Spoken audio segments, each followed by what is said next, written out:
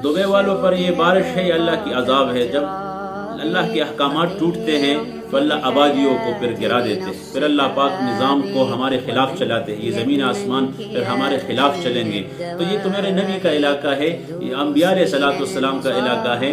तो अम्बिया अलैहिस्सलाम के इलाके में जब बुत का निज़ाम चलेगा और बुतों का पूजा किया जाएगा और उनको इज्जत दिया जाएगा और उनको उनके सामने सिजदे किए जाएंगे, तो ये तो ज़मीन अल्लाह की है, अल्लाह की को भी गैरत आएगा, अल्लाह को भी जोश आएगा।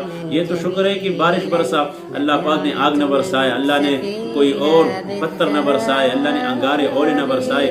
तो ये भी हमारे लिए इसमें खासकर दुबई वालों के लिए बहुत बड़ा मैसेज है कि भाई समझ जाओ, तौबा करो, इस्तिग़फ़ार करो, वापस आ जाओ।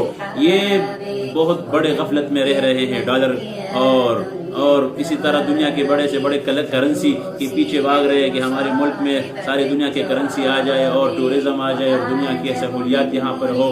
तो अल्लाह को किसी के साथ रिश्तेदारी नहीं है, अल्लाह को रहम नहीं आएगा, फिर अल्लाह आबादियों को तोड़ेगा, फिर ज़लज़ले आएंगे, फिर तूफ़ान आएंगे, ओले बरसेंगे और खुदा की पनाह और कितने अजाब आएंगे जब मेरे नबी के इलाके में मंदिर बनेंगे। आज वो ऐसा नबी जिसने बुतों को तोड़ा, आज 1400-1500 साल के बाद लोग वहाँ पर मंदिर बनाएं और उनको इज्जत दे और उनको वो उसकी तबलीग हो।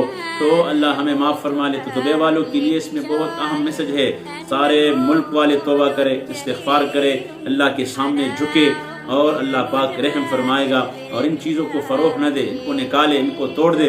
वो बुत फरोश और बुत शिकन जो उसके बारे में आता है, बड़े से बड़े बुत को तोड़ा, फिर ख्वाब में उन्होंने देखा कि वो एक बुत को छोड़ा कि इस पर हमारे साथ कंप्रोमाइज़ करो, ये हमें पैसे ले लो और आप इसको न तोड़ दे। फिर वो ख्वाब देख रहे फरिश्ते आए कि भाई ये बुत शिकन है, ने कहा ये बुत फरोश है।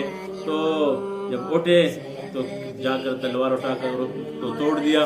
तो महमूद गज़नवी रहमतुल्लाह अलैह, तो हम बुत शिकन हैं, हम बुत को फ़रोग़ देने वाले नहीं हैं। तो अल्लाह पाक इन पर रहम फरमाए, तौबा करे, इस्तिग़फ़ार करे, झुके अल्लाह के सामने।